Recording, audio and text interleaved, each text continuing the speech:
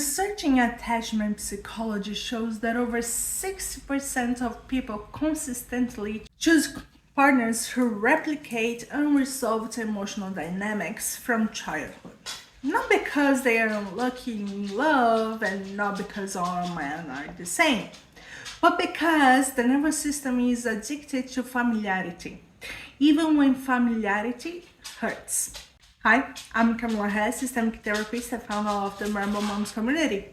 Every day I help women escape their emotional prisons by teaching them how to balance motherhood, feminine power, and relationships. If that sounds like something you need, go ahead and hit the subscribe button and turn on the bell so you don't miss more of this content on emotional intelligence. So let's talk about the top. You know the one, different face, different job, different love stories, and somehow same emotional outcome. He starts intense, it feels magnetic, there is chemistry, there is depth. There is the feeling, I know you before. And then slowly the pattern emerges. He withdraws, he invalidates, he becomes inconsistent, he needs saving. He avoids accountability, and you find yourself thinking again, how did I end up here again? Here is actually the uncomfortable truth. This is not a curse, this is actually conditioning. Your nervous system does not choose what is healthy, it chooses what is familiar. If love in your early life felt like unpredictable, if attention was inconsistent, if approval had to be earned, if emotional closeness came with anxiety, then calm, stable love will not feel exciting, actually feel boring. And your body will misinterpret safety with chemistry, chaos as passion. So when you meet someone emotionally unavailable, your system lights up.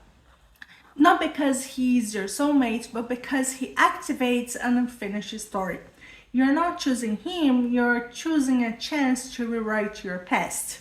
This is the hidden repetition compulsion. You unconsciously trying to win where you once were rejected.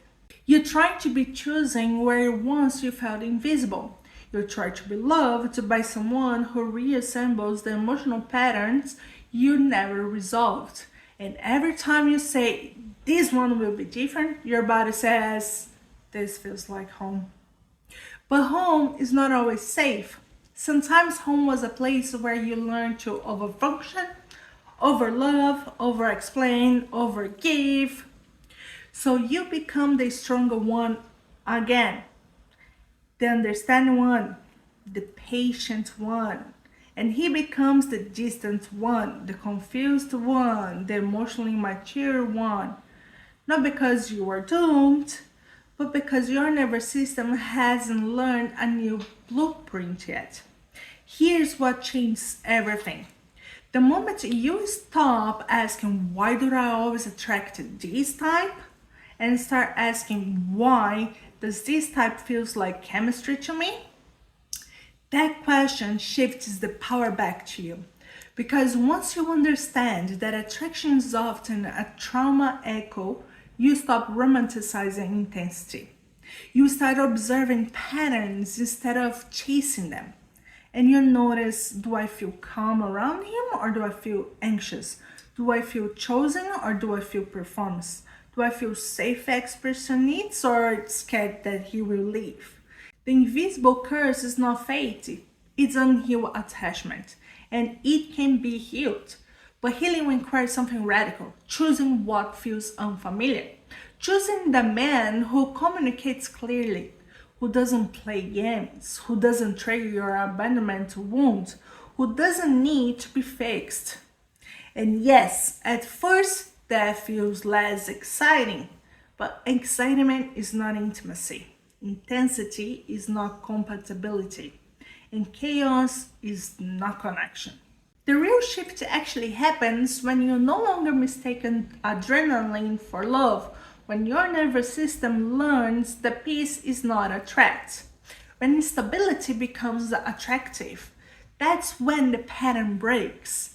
Not because men changed, but because you did. And if you are already following me, congratulations, you're growing your emotional intelligence every single day.